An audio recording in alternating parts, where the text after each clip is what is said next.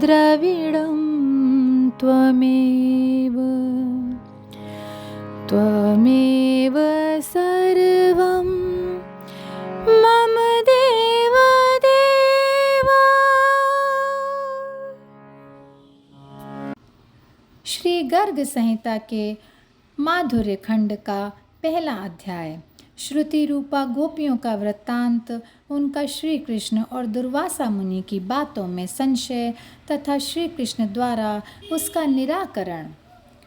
जिनकी अंग कांति को अलसी के फूल की उपमा दी जाती है, जो यमुना कूलवर्ती कदम्ब वृक्ष के मूल भाग में विद्यमान है तथा नूतन गोपांगनाओं के साथ लीला विलास करते हुए अत्यंत शोभा पा रहे हैं, वे वनमाली श्री कृष्ण मंगल का विस्तार करें।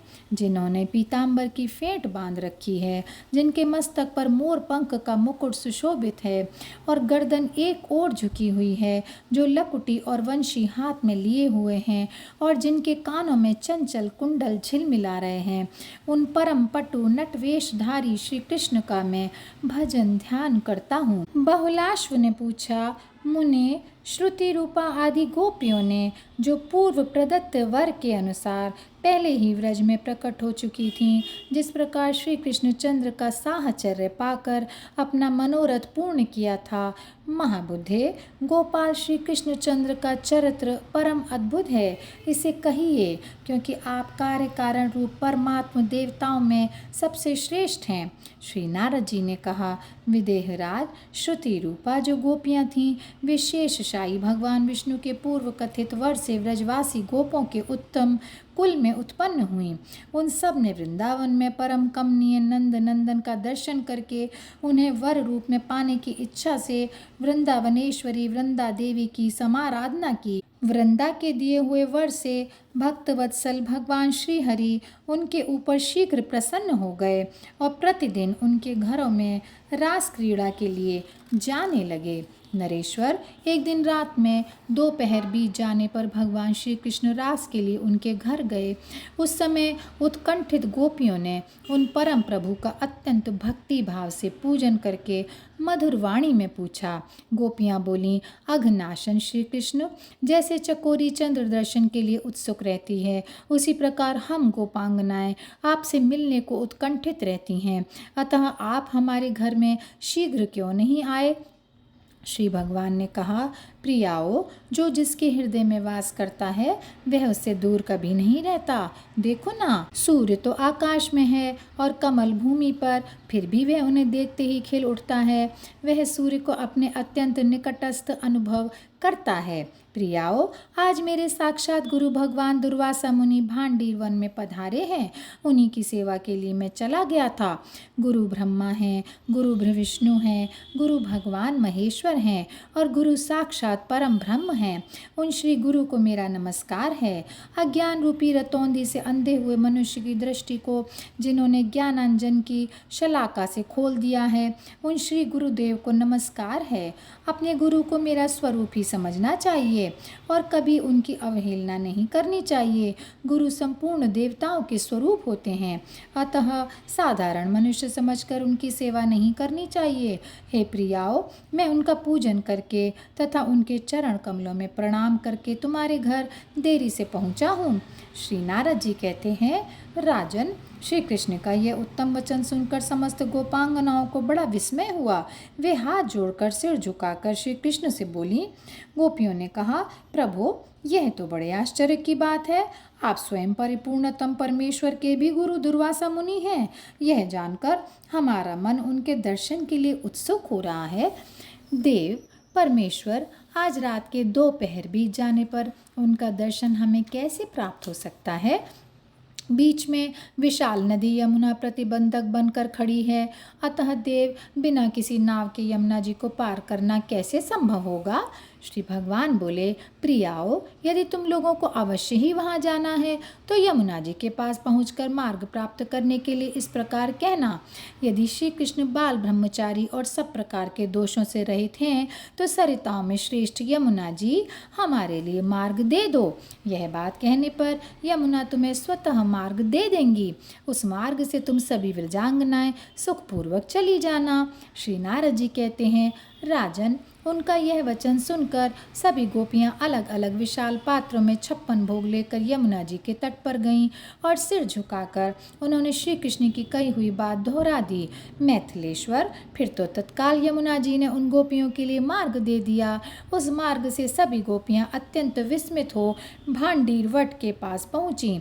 वहां उन्होंने दुर्वासा मुनि की परिक्रमा की और उन्हें प्रणाम करके उनके आगे बहुत सी भोजन सामग्री रखकर उनका दर्शन किया। फिर सब की सब कहने लगी, मुने, पहले मेरा अन्न ग्रहण कीजिए, पहले मेरा अन्न ग्रहण कीजिए। इस तरह परस्पर विवाद करती हुई गोपियों का भक्ति सूचक भाव जानकर मुनि श्रेष्ठ दुर्वासा ने यह विमल वचन कहा। मुनि बोले, गोपियों, मैं कृतकृत्य परमहंस हूँ, निष्क्रिय हूँ, इसलिए तुम अपना अपना भोजन अपने ही हाथों से मेरे मुंह में डाल दो। श्री नारद जी कहते हैं, राजन, यों कहकर जब उन्होंने अपना मुंह फैलाया तब सभी गोपियों ने अत्यंत हर्ष के साथ अपने अपने 56 भोगों को उनके मुंह में एक साथ ही डालना आरंभ कर दिया। अन्न डालती हुई उन गोपियों के देखते ही देखते मुनीश्वर दुर्वासा क्षुधा से पीड़ित की भांति उन समस्त भोगों को, जो करोड़ों भार से कम न थे, चट कर गए। गोपियां आश्चर्यचकित होकर एक दूसरे की ओर देखने लगीं। नृपश्रेष्ठ, इस तरह उनके सारे बर्तन खाली हो गए। तत्पश्चात उन परम शांत और भक्तवत्सल मुनि को विस्मित हुई सभी गोपियों ने पूर्ण मनोरथ होकर प्रणाम किया और इस प्रकार कहा। गोपियों ने कहा, मुने, यहाँ आने से पूर्व श्री कृष्ण की कही हुई बात दोहराकर मार्ग मिल जाने से यमुना जी को पार करके हम लोग आपके समीप दर्शन की शुभ इच्छा लेकर यहाँ आ गई थीं। अब इधर से हम जाएंगी कैसे? यह महान संदेह हमारे मन में हो गया है। अतः आप ही ऐसा कोई उपाय कीजिए जिससे मार्ग हल्का हो जाए। मुनि बोले, गोपियों, तुम सब यहाँ से सुखपूर्वक चली जाओ। जब यमुना जी के किनारे पहुँचो तब मार्ग के लिए इस प्रकार कहना, यदि दुर्वासा मुनि इस भूतल पर केवल दूर्वा का रस पीकर रहते हों, कभी अन्न और जल न लेकर व्रत का पालन करते हों, तो सरिताओं की शिरोमणि यमुना जी, हमें मार्ग दे दो। ऐसी बात कहने पर यमुना जी तुम्हें स्वतः ही मार्ग दे देंगी। श्री नारद जी कहते हैं, नरेश्वर, यह सुनकर गोपियाँ उन मुनि पुंगव को प्रणाम करके यमुना के तट पर आईं और मुनि की बताई हुई बात कहकर नदी पार करके श्री कृष्ण के पास आ पहुँची। वे मंगलधामा गोपियाँ इस यात्रा के विचित्र अनुभव से विस्मित थीं। तदनंतर रास में गोपांगनाओं ने श्री कृष्ण की ओर देखकर अपने मन में उठे हुए संदेह को उनसे पूछा। एकांत में श्री हरि ने उन सबका मनोरथ पूर्ण कर दिया था। गोपियाँ बोलीं, प्रभु, हमने दुर्वासा मुनि का दर्शन उनके सामने जाकर किया है, किंतु आप दोनों के वचनों को सुनकर उनकी सत्यता के संबंध में हमारे मन में संदेह उत्पन्न हो गया है। जैसे गुरु जी असत्यवादी हैं, उसी तरह चेला जी भी मिथ्यावादी है, इसमें संशय नहीं है। अघनाशन, आप तो गोपियों के उपपति और बचपन से ही रसिक हैं, फिर आप बाल ब्रह्मचारी कैसे हुए? यह हमें स्पष्ट बताइए।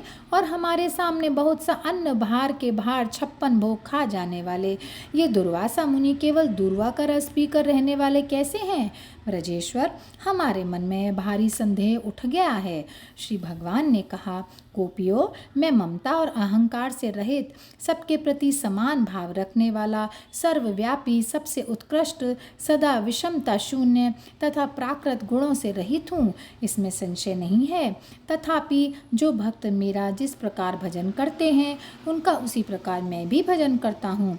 इसी प्रकार ज्ञानी साधु महात्मा भी सदा विषम भावना से रहित होते हैं।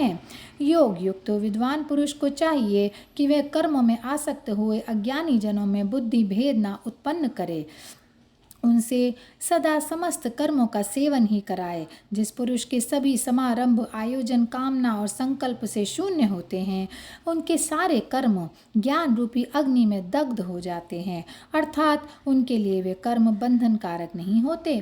ऐसे पुरुष को ज्ञानी जन पंडित तत्वज्ञ कहते हैं। जिसके मन में कोई कामना नहीं है, जिसने चित्त और बुद्धि को अपने वश में कर रखा है तथा जो समस्त संग्रह परिग्रह छोड़ चुका है, वह केवल शरीर निर्वाह संबंधी कर्म करता हुआ किल्विष कर्मजनित शुभ फल को नहीं प्राप्त होता। इस संसार में ज्ञान के समान पवित्र दूसरी कोई वस्तु नहीं है। योग सिद्ध पुरुष समयानुसार स्वयं ही अपने आप में उस ज्ञान को प्राप्त कर लेता है। जो समस्त कर्मों को ब्रह्मार्पण करके आसक्ति छोड़कर कर्म करता है, वह पाप से उसी प्रकार लिप्त नहीं होता जैसे कमल का पत्र जल से। इसलिए दुर्वासा मुनि तुम सबके हित साधन में तत्पर होकर बहुत खाने वाले हो गए।